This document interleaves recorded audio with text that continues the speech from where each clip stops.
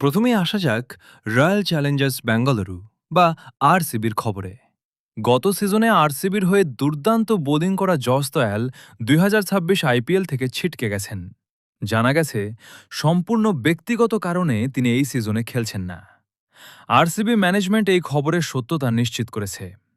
Death ওভারে তার অভাব বিরাট কোহলিদের বেশ ভোগাতে পারে।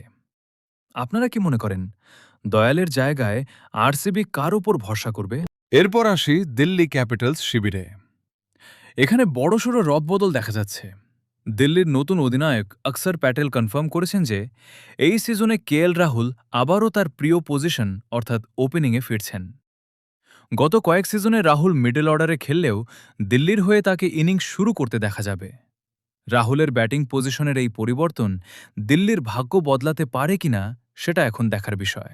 এরপর কথা বলবো অরেঞ্জ আর্মি বা সানরাইজার্স হায়দ্রাবাদকে নিয়ে। এসআরএইচ শিবিরে একজন নতুন পেসারের এন্ট্রি হয়েছে। অস্ট্রেলিয়ার জ্যাক এডওয়ার্ডস চোট বা অন্য কোনো কারণে ছিটকে যাওয়ায় তার জায়গায় দলে নেওয়া হয়েছে ইংল্যান্ডের বাঁহাতি পেসার ডেভিড পেইনকে। টি-20 ক্রিকেটে পেইনের বৈচিত্র্যময় বোলিং হায়দ্রাবাদের বোলিং অ্যাটাককে আরও শক্তিশালী করবে বলে আশা করা হচ্ছে। এরপর আসি কলকাতা নাইট রাইডার্স বা কেকেআর ভক্তদের জন্য সবথেকে বড় খবরে। ২০২৬ আইপিএলে কেকেআর তাদের লিডারশিপ গ্রুপে বড় পরিবর্তন এনেছে। অভিজ্ঞ অজিঙ্কা রাহানে থাকছেন দলের অধিনায়ক হিসেবে, আর সবার প্রিয় ফিনিশার রিঙ্কু সিংকে করা হয়েছে দলের ভাইস ক্যাপ্টেন। রিঙ্কুর এই প্রমোশন কেকেআর সমর্থকদের মনে এক আলাদা উত্তেজনা তৈরি করেছে।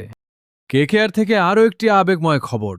আন্দ্রে রাসেলের অবদানের প্রতি সম্মান জানিয়ে কেকেআর ম্যানেজমেন্ট সিদ্ধান্ত নিয়েছে যে তারা ১২ নম্বর জার্সিটি রিটায়ার করবে, অর্থাৎ ভবিষ্যতে কেকেআরের আর কোনো প্লেয়ারকে ১২ নম্বর জার্সি পরে খেলতে দেখা যাবে না।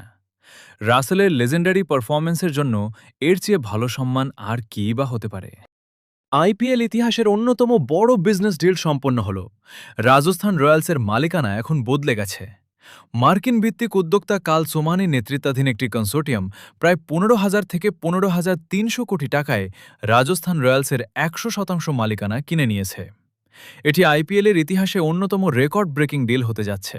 সবশেষে চেন্নাই সুপার কিংস বা সিএসকে শিবিরেও একটি পরিবর্তন এসেছে। অস্ট্রেলিয়ার বাঁহাতি fast bowler Spencer Johnson Nathan এলিসের স্থলাভিষিক্ত হয়েছেন।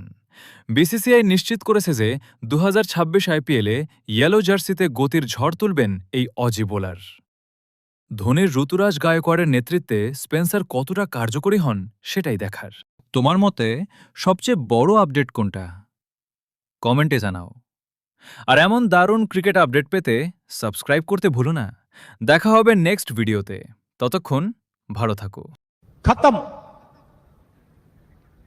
Bye bye, tata, goodbye, गया।